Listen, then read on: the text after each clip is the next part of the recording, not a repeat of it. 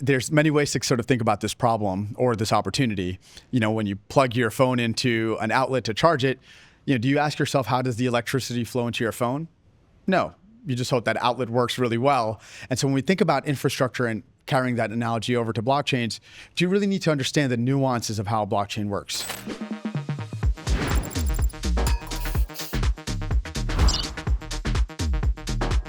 Hey everyone, I'm Shaikh, co-founder and CEO of Aptos Labs. I am a native New Yorker. I grew up in Brooklyn, New York, and love playing basketball, and I work in crypto.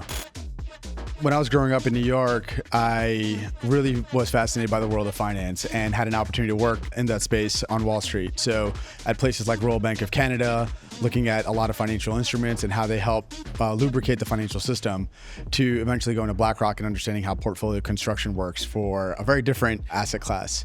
And when you look at these two different sort of systems, you realize very quickly that they aren't as efficient as they should be, especially with the way technology exists today. And so if you had real-time information feeding into how you're thinking about risk management or even risk models, how you're thinking about different indices and how asset managers need to benchmark themselves, if you have programmatic money, programmatic financial instruments, you can now have a far better and far more transparent system that even programmatically rebalances. And so when you think about blockchain technology, it's the perfect conduit for making this all happen. And so I'm very excited about being on that journey from my early days of New York to now being in the Bay Area and helping Aptos help break through in that set. So some of the early trends that we noticed at Aptos are, in fact, some of the same trends that I was seeing for the last 10 years. And so a lot of these projects, whether they're revisiting the way decentralized financial systems should be constructed, to how new stablecoins might be more valuable and have far better reach across even borders, we think there's a lot of potential there. Now, if you see these trends over the last 10 years, they really haven't been able to scale the way that we wanted them to.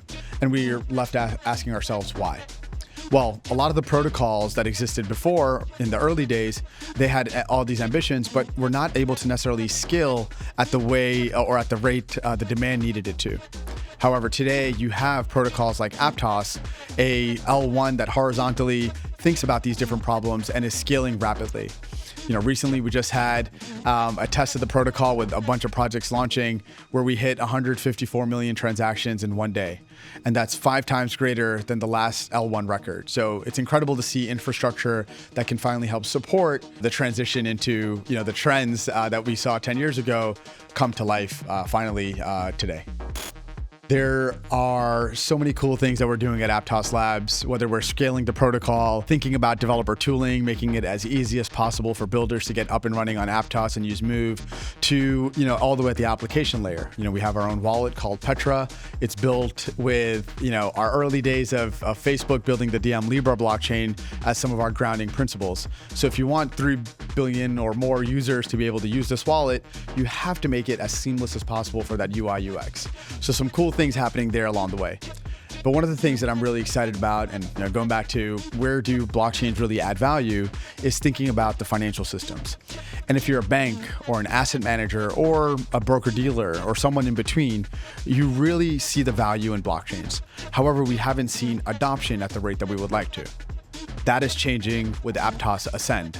Aptos Ascend is designed to give all the permissions that a bank might need or an asset manager might need, all in a completely permissionless environment within Aptos. So if your clients or your users lose their money, if there are OFAC sanctions protections that you need to put in place, all our asset controls allow these institutions to be able to leverage a completely permissionless network, but provide all these tools to help them continue to protect their clients, be in compliance with regulation just as they need to be. And so Aptos Ascend is something that's incredibly exciting for us today, and we're going to continue to develop on it with partners like Microsoft, SKT, BCG, and even Brevin Howard. It's incredibly important to not build in a silo or in a bubble. That's a sure way of failing. And so even for me, I have an amazing group of people that I get to work with inside the company that are all working on very complex, very interesting things. And so my first source of news is my team. And so I get to learn what's happening within the ecosystem. I get to understand what's the latest research and how we're planning on implementing it and productionizing things. And ultimately, I'm able to ask very simple questions of why does this ultimately matter? And by doing that, you're able to abstract away, okay, these are some of the most important things that are happening inside the organization. But that's not the only thing that matters. We don't build within just our company. We also think about what's happening in the world around us. And in crypto and in Web3, you of course have to pay attention to the market. It's a very dynamic market. There are many competitors out there. There are products out there. And so reading news, reading crypto news definitely helps. Being on crypto Twitter also helps, although it's exhausting. And then of course, crypto is just one of so many different innovations that are happening in today's society. And so certainly paying attention to the broader macro makes sense. Whether that be things happening with AI to what's happening across the world in the world of finance, what are, new presidential election cycles taking place and how they might facilitate innovation in their respective countries. And so keeping abreast of all these different topics requires a lot of reading. I try to read, first thing in the morning and any 5-10 minute break that I can in between meetings.